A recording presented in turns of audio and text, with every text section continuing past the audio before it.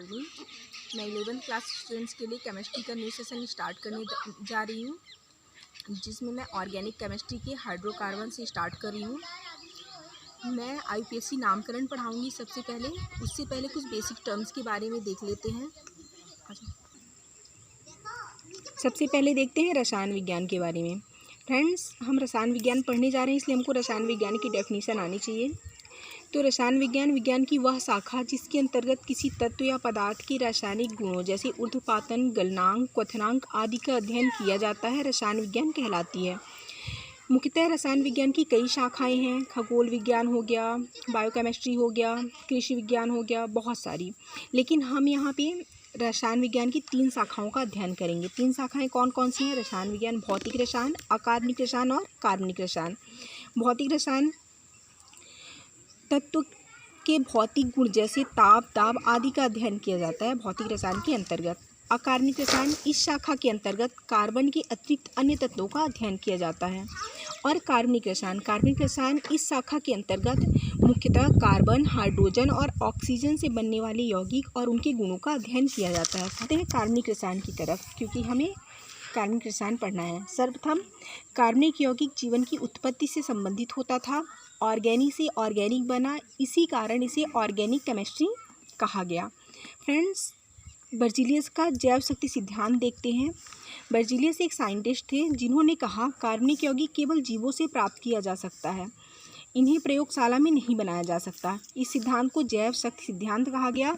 अंततः यह विफल रहा। अब हम देख लेते हैं यह कैसे विफल हुआ।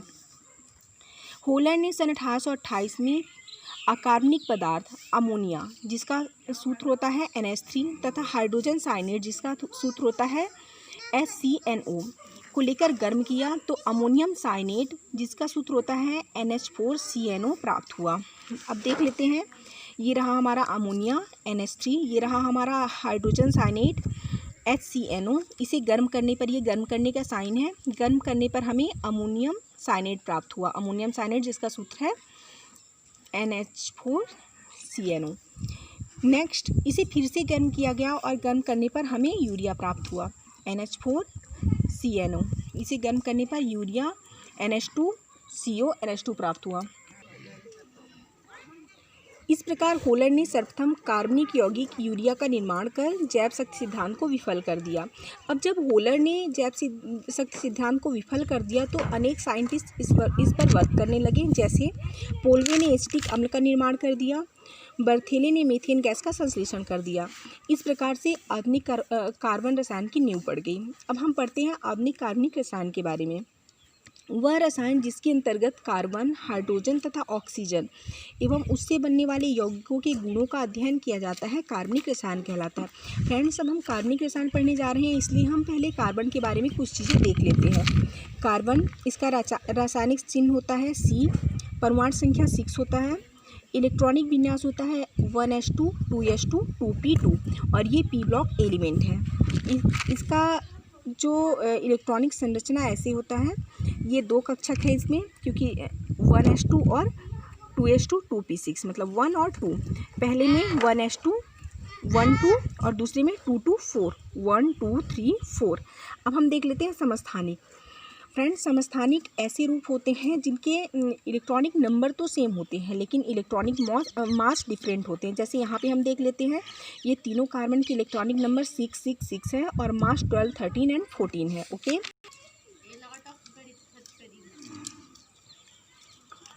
अप्रूप हीरा ग्रेफाइट, संयोजकता 4।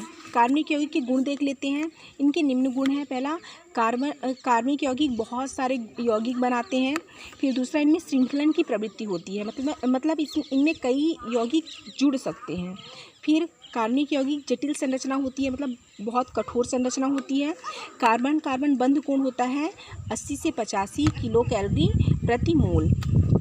अब कार्बनिक यौगिक के उपयोग देख लेते हैं। कार्बनिक यौगिक का निम्न रूप में उपयोग किया जाता है। पहला, भोजन के रूप में। भोजन से वसा, तेल, प्रोटीन, कार्बोहाइड्रेट, विटामिन आदि पाए जाते हैं जो उपयोगी कार्बनिक यौगिक हैं। सेकंड है, कपड़ों के रूप में। कपास, जूट, रेशम, टेक्लॉन, नायलॉन, पॉलिएस्टर आदि के रूप में कार्बनिक यौगिक कपड़ों में विद्यमान रहता है। रंजक के रूप में इंडिगो, कांगो रेड, मेलाकाई आदि रंजक कार्बनिक यौगिक के रूप में उपयोगी होते हैं। औषधि के रूप में वैसलीन, स्ट्रेप्टोमाइसिन, स्पिन, सल्फन ड्रग्स, क्विनोन आदि कार्बनिक यौगिक के रूप में उपयोग किए जाते हैं।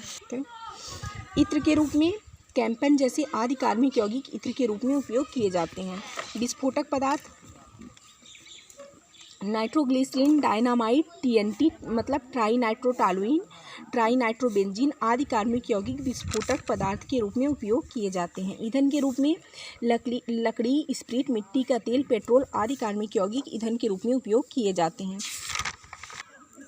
फ्रेंड्स, अब हम देख लेते हैं ऑर्गेनिक कंपाउंड का डिवाइजेशन। ऑर्गेनिक कंपाउंड 2 टाइप्स के होते हैं, ओपन चेन और क्लोज्ड चेन। अब पहले हम देख लेते हैं ओपन चेन। ओपन चेन भी 2 टाइप के होते हैं, सैचुरेटेड हाइड्रोकार्बन और अनसैचुरेटेड हाइड्रोकार्बन। सैचुरेटेड हाइड्रोकार्बन में आता है एल्केन और अनसैचुरेटेड हाइड्रोकार्बन में आता है एल्कीन और एल्काइन। ओके, नेक्स्ट है क्लोज चेन। क्लोज चेन में होता है होमोसाइक्लिक और कार्बोसाइक्लिक एलिमेंट्स और होता है हेट्रोसाइक्लिक एलिमेंट्स। फिर होता है होमोसाइक्लिक भी 2 टाइप के होते हैं, एरोमेटिक और एलिसाइक्लिक। अब हम देखते हैं कार्बनिक यौगिक 2 प्रकार के होते हैं, खुली श्रृंखला यानी ओपन चेन, बंद श्रृंखला यानी क्लोज चेन। ओपन चेन देख लेते हैं, लंबी एवं शाखित या अशाखित श्रृंखला खुली श्रृंखला कहलाती है। फ्रेंड्स, शाखित श्रृंखला और अशाखित, शाखित मीन्स जैसे किसी प्लांट को देख लेते हैं उनमें कई ब्रांचेज होती हैं, ऐसे ही हम एक चेन में कई ब्रांचेज कर देते हैं। जैसे ही हमारा एक चेन है, इससे हम कोई दूसरा यौगिक जोड़ देंगे, यहाँ पे कुछ दूसरा जोड़ देंगे तो ये शाखित हो जाएगी, और इनमें कोई शाखा नहीं है, सीधी जा रही है, इसलिए ये अशाखित हो गई।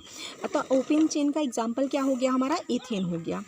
अब हम देखते हैं ओपन चेन भी 2 प्रकार के होते हैं, एक संतृप्त हाइड्रोकार्बन जैसा कि हम यहाँ चार्ट पे देख चुके हैं, और दूसरा क्या है, असंतृप्त हाइड्रोकार्बन। पहले हम सैचुरेटेड हाइड्रोकार्बन या संतृप्त हाइड्रोकार्बन के बारे में पढ़ते हैं। जब कार्बन कार्बन सिंगल बॉन्ड से जुड़े हों, अर्थात कार्बन के चारों संयोजकता सिंगल बॉन्ड से संतृप्त हो, इस प्रकार के हाइड्रोकार्बन को संतृप्त हाइड्रोकार्बन कहते हैं। अब सिंगल बॉन्ड मतलब सिंगल मतलब एक रेखा, केमिस्ट्री की भाषा में हम रेखा को बॉन्ड कहते हैं। जैसे यहाँ पे हम मीथेन को देख लेते हैं, ये हमारा कार्बन हो गया बीच में, इसका ये हो गया सिंगल बॉन्ड, ये हो गया सिंगल बॉन्ड, ये हो गया, ये हो गया, तो इसमें 4 संयोजकता होती है, 4 सिंगल बॉन्ड हो गए, 1 2 3 4। ओके फ्रेंड्स, तो ये हो गया हमारा संतृप्त हाइड्रोकार्बन। अर्थात हम ये कह सकते हैं कि जो हमारा एल्केन है वो संतृप्त हाइड्रोकार्बन होता है। अब हम पढ़ते हैं एल्केन। एल्केन का सामान्य सूत्र होता है CnH2n+2, जहाँ N क्या होता है, N कार्बन्स की संख्या होती है। मतलब अगर कार्बन 1 हुआ तो हम यहाँ पे कैलकुलेट कर लेते हैं, अगर N = 1 रखते हैं तो C1 हो गया, और H2 × 1 मतलब 2 + 2 तो CH4 आ गया, ये हमारा मीथेन प्राप्त हो गया। फ्रेंड्स, इससे पहले हम कार्बन के नंबर के हिसाब से देख लेते हैं कैसे नाम पढ़ते हैं इनका। जैसे अगर हमारा फर्स्ट कार्बन 1 हुआ तो इसे हम मेथ कहते हैं, अगर कार्बन 2 हुआ तो इसे हम एथ कहते हैं, कार्बन 3 हुआ इसे हम प्रोप कहते हैं, कार्बन 4 तो but, carbon 5 pent, carbon 6 hex, carbon 7 hept, carbon 8 oct, carbon 9 non, carbon 10 dec, carbon 11 undec और कार्बन 12 डोडेक। फ्रेंड्स, आज हम इतना ही पढ़ाएंगे। कल हम इससे एल्केन के बाकी सारे फार्मूले निकालेंगे, जैसे methane, ethane, propane, butane, pentane, hexane, इनको निकालना और इनके बॉन्ड्स को काउंट करना सीखेंगे, और आगे IUPAC नामकरण सीखेंगे। इसके लिए आप लोगों के लिए होमवर्क है, पहले आप ये चार्ट और बाकी चीज़ें जो हमने पढ़ाया आपको वो सब आप लर्न करके रखिए। Okay friends, thank you. अगर वीडियो पसंद आए तो लाइक करिए, शेयर, सब्सक्राइब करिए। मिलते हैं नेक्स्ट वीडियो में टॉपिक के अगला भाग को लेकर के। ओके।